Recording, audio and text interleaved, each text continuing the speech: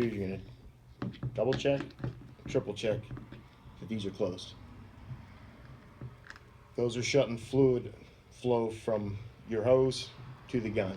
Say something happened to the gun, you're running at 1200 psi, you're in a hurry, you don't close these valves, and you just did that. That pressure, there's just two O-rings seating that. The fluid, it's going to start making foam. You're going to run, try to get the stuff out of your eyes and off you. When you come back, you're going to see part of your whip and this big mound of foam, and you're going to be digging this out of it. So I haven't done it yet. The guys who have told me they've done it, fessed up to it, so they only done it once. That's it. That's it. They learned their lesson. So close those. Always make sure that these are closed, and they should be closed. If you follow the startup shutdown sheet, it's one of the last things it's going to tell you at the end of the day. It's going to tell you shut your fluid valves, hit it with grease, and then kill your air supply. So it should be off if you've done what you should have done previously. But always check. If you're spraying one day, you're spraying the next day. You get in a hurry, you didn't shut the valves off.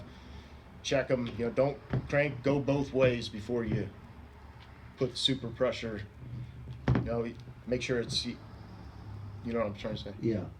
Yeah, don't just keep going that way. Yeah, because I've seen guys where it's reverse threads. You have the case, this housing, this piece, and then the piece that actually seats is on the other end. It's reverse threads. So if you try to tighten it too much, it'll actually start loosening itself. So I made sure my valves are closed off.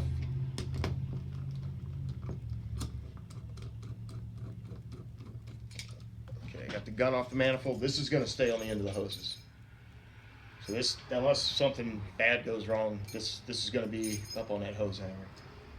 Spray the two ports out, hit them with carburetor clean, get any residual fluid out of there, and then once again, I use two different hands, two different fingers, put lithium grease down in those ports. I said I always, to me, the A side's the problem side. So I start with the A. First, I'll take my air cap off.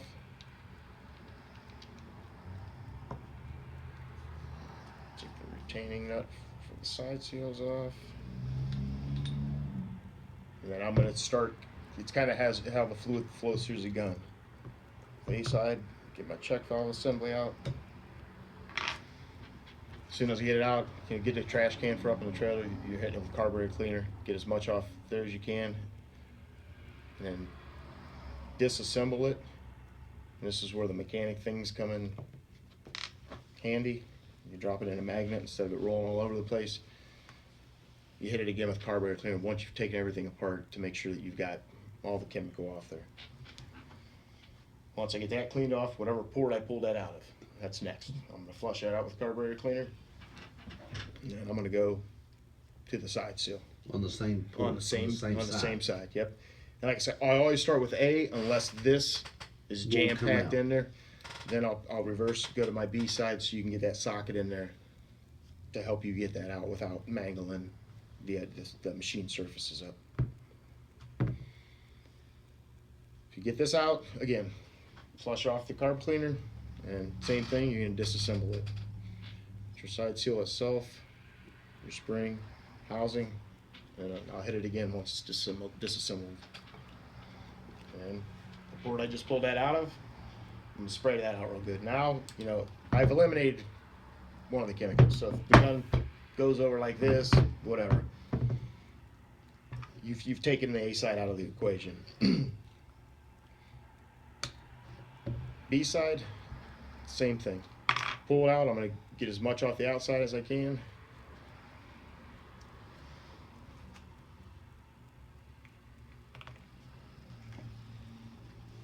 Like I said, those magnet things are lifesavers. Dump it in the magnet, you can lift the magnet up, spray the stuff off again. And then same thing. I pulled my B side check valve out. I'm gonna spray the port I pulled it out of.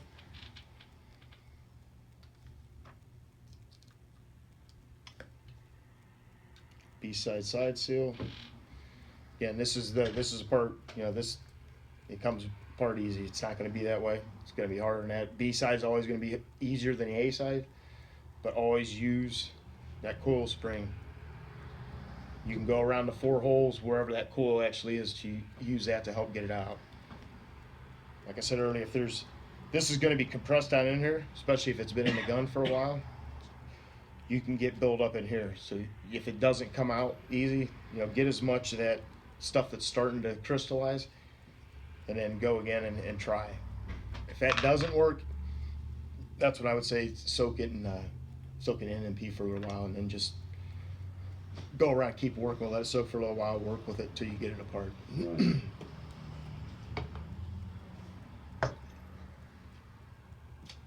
And spray everything off again. I'm gonna spray that poured out, and that's probably 90% of the gun. That's important shit. That's the biggest deal right there. It's not much. That's the deal. It's yeah. doing it. Yeah. Is it. I got all the components out. I'll take my fluid housing out, and I'm gonna flush it again just to make sure that I've got all the A and B chemical out of here.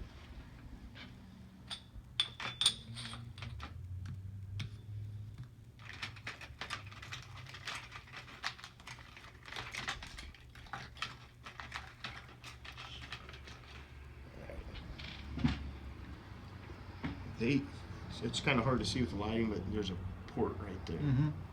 Same thing both sides. Right. That port actually goes down. I see it. So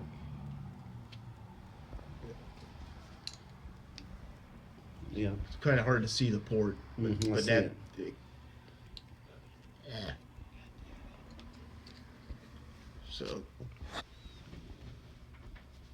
So what happens is the fluid. You have your these check valves. The fluid pushes past the ball, lets fluid enter the inside of here. It gets filtered from the inside out. Goes through the check valve. Goes through this port here. And when the gun's assembled, that port, when you put the side seal cartridge in, these magnets are nice, man. Anyhow, I'm gonna lose that one. That port lines up in between the two O-rings. So you have fluid comes down through that port, wraps around here, and in its setting, at that mixing chamber, whether it's 500 psi or it's 3,500 psi, It's sitting right at it. That's it. Those two surfaces. So anytime you think about I've had guys come in. I've been doing this for years. They're taking Dremel tools and trying to clean the surface up, even though it looks shiny, but they've actually put a taper on it and it doesn't seal with. Mm-hmm. That's the stuff. If you ever think about that, you might get away with it once or twice, but when it catches up with you, it's gonna hit hard. So mixing chamber, flush it off real good. And then this is where I keep the side port drill bit in here. Take it apart, and I said just by hand, use that to clean any buildup you might have around the OD of the hole. And always remember, they're staggered. Don't try to force the drill all the way through. Either the drill's going to break or you're going to ruin the mixing chamber, or both. That's money. That's money. This is all air. This is just making the mixing chamber go in and out. This is what if you take care of this, you recirculate that A side the way we talked about. That's 90% of the problem, 95% of the problems you can have out there. And none of it's hard to do. It's just doing it. You get lucky a couple times. We all do it. You'll probably end up doing it at one point, but it's your safety cap. I tell guys treat it like a handgun. If we go out to spray today. Push it in, turn it to the left. That turns the safety off. And to the right, turns the safety on. There's no trigger guard, so if you're in a scissor lift doing a building or up on scaffolding, and you put the gun down, it hits a bar, cross beam, anything, it's gonna be spraying foam all over the place. So anytime you're setting the gun down, anytime like when we go out there to spray, when I hand it off, I'm gonna turn the safety on. So you'll probably go up and you'll trigger it a couple times and turn around and look at me, and I'll be like, safety first. So just get used to it. So you got your safety cap. You should never have fluid back in here. It does happen. It has happened. but there shouldn't be fluid here.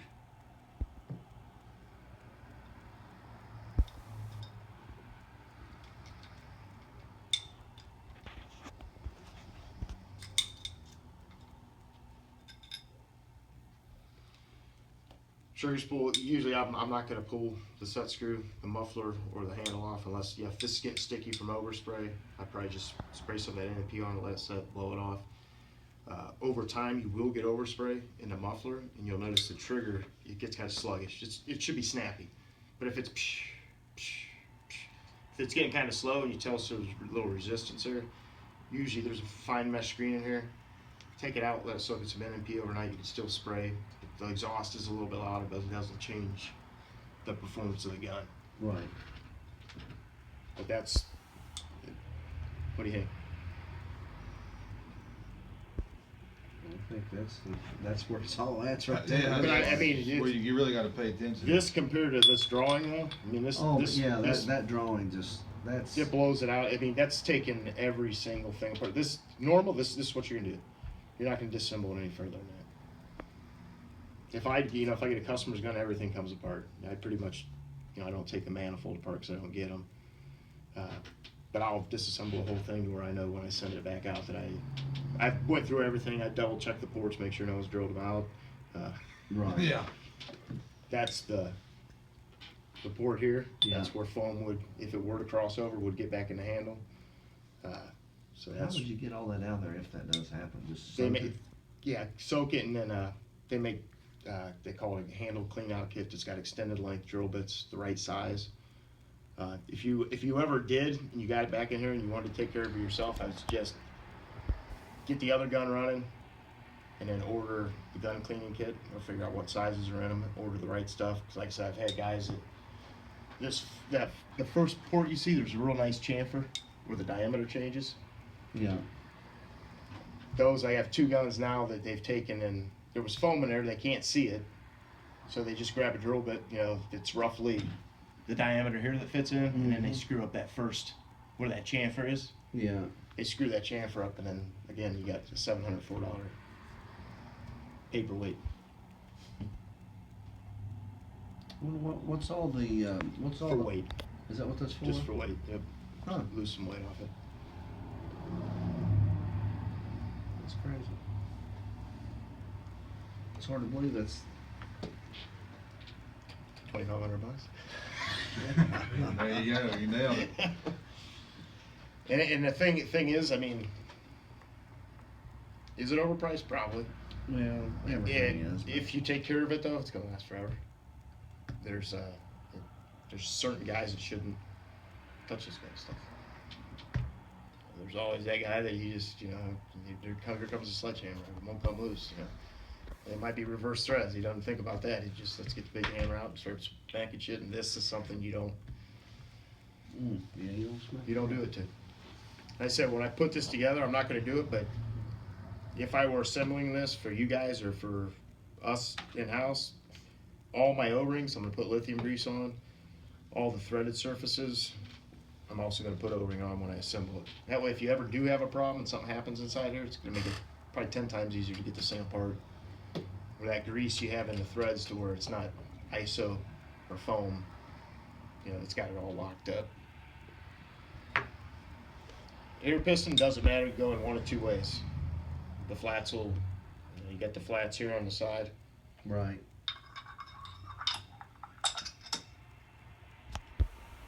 Get started, push it in the O-ring seat.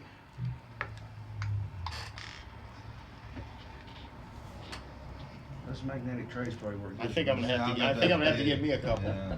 I keep telling everybody about them, but I don't get them. Trigger spool first. You can't get it all the way down in there with your finger. So there's a counter bore where the spring sits. Use that. Use a screwdriver. Push it through. If it's all the way in, there should be about a 1/4 inch of it sticking out the face of Yeah, I see it. the handle. Put a trigger spring in. Sets in the counter bore.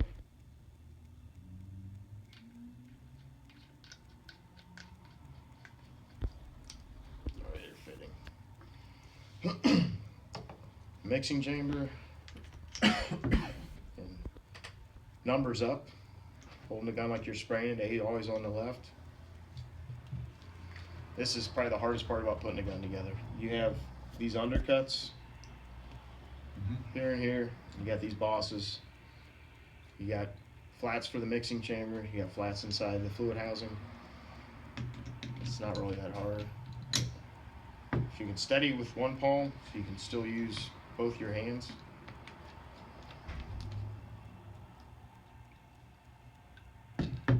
So that's the hard part about putting it together, and it's not really that bad. All right.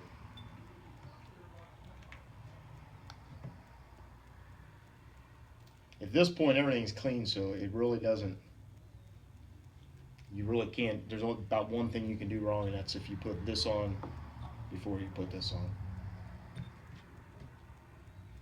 So I got my ball, my A side check valve, put my spring in, retaining screw, and I'm just gonna use my fingers. I'm gonna take it down till it's just below the face here. It's all. It doesn't need to be cranked down with a screwdriver or anything. Just run it down flush. Then. Yep. A little bit beyond flush, Yeah. and you're good. Put your screen on. A side. Everything. Try when you're putting anything together with the O-rings. Try to get it as straight as you can. If you go at an angle, there's a chance you could cut the O-ring. Put the balls in the B side. Spring. Retaining screw. Just below flush. Screen.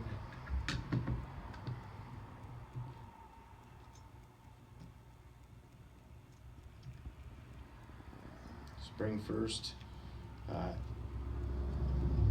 The machine side that goes up against the mixing chamber is going to be shiny.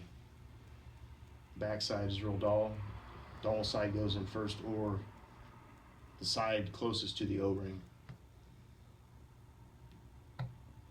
goes down. So the O-ring kind of snaps it down in there. There's a little. You can see there's a little undercut to where that O-ring kind of it slips right down in there.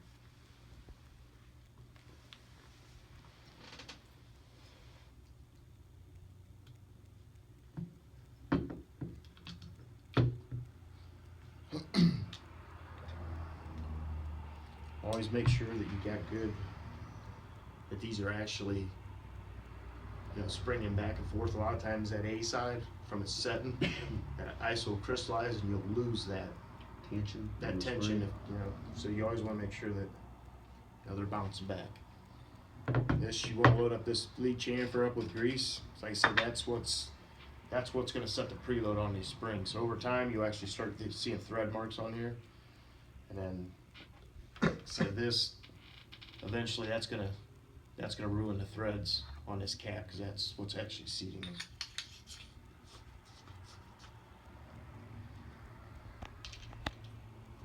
Air cap.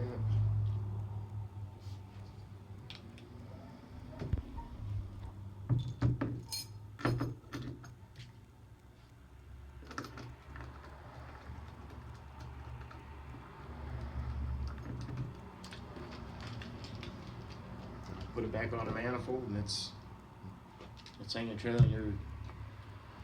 You're ready to go at this point. So next time, if it's $3, whatever it may be, the gun you're going on. If you need to recirculate, you're not going to be spraying for 3 weeks. Just take it off, recirculate your A side for 15-20 minutes, hit it with carb cleaner, put the lithium grease down in the port, reinstall the gun, and hang it back up.